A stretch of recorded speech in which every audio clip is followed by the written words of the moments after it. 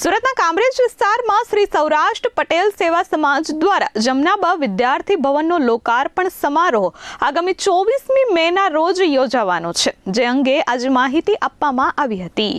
સુરતમાં શ્રી સૌરાષ્ટ્ર પટેલ સેવા સમાજ સુરતના પ્રવેશ દ્વાર ગણાતા કામરેજ રોડ ખાતે અત્યાધુનિક અને ભવ્ય જમનાબા વિદ્યાર્થી ભવનનું નિર્માણ કરવામાં આવ્યું છે। આ નવનિર્મિત ભવનનો લોકાર્પણ સમારોહ આગામી 24 મે 2026ના રોજ સાંજે 4:30 કલાકે ગુજરાતના મુખ્યમંત્રી ભૂપેન્દ્રભાઈ પટેલની ઉપસ્થિતિમાં યોજાશે। સમાજ અને વિદ્યાર્થીઓના ઉત્કર્ષ માટે કટિબદ્ધ એવા આ ભવનના ઉદ્ઘાટન પ્રસંગે શ્રી સૌરાષ્ટ્ર પટેલ સેવા સમાજ દ્વારા તમામ નાગરિકોને આ મહોત્સવમાં પધારવા આમંત્રણ અપાયું છે। આ ભવનમાં વિદ્યાર્થીઓ અને અતિથિઓ માટે આધુનિક સુવિધાઓથી સજ્જ કરવામાં આવ્યો છે।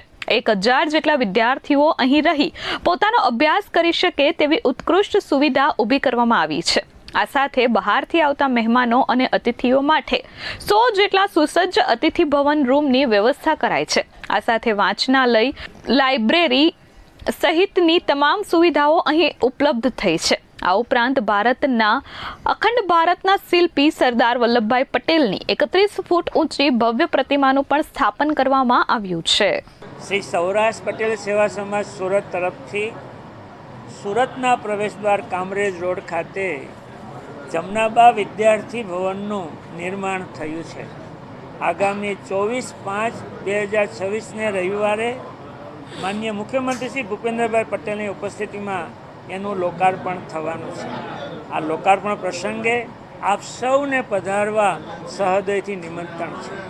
1000 વિદ્યાર્થીની સુવિધા, 100 અતિથિઓ માટેની સુવિધા સહિતની આ જમનાબા વિદ્યાર્થી ભવનનું નિર્માણ થયું છે।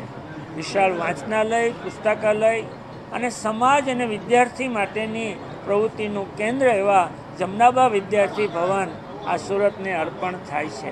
સુરતના પ્રવેશદ્વારે આ ભવનમાં સરદાર સાહેબની 31 ફૂટ ઊંચી પ્રતિમા પણ સુરતની શાન અને સમાજનું ગૌરવ બનશે।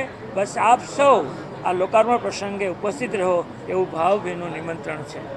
કેમેરામેન મુન્ના મલબારી સાથે ધરતી પટેલ, S24 ન્યૂઝ, સુરત।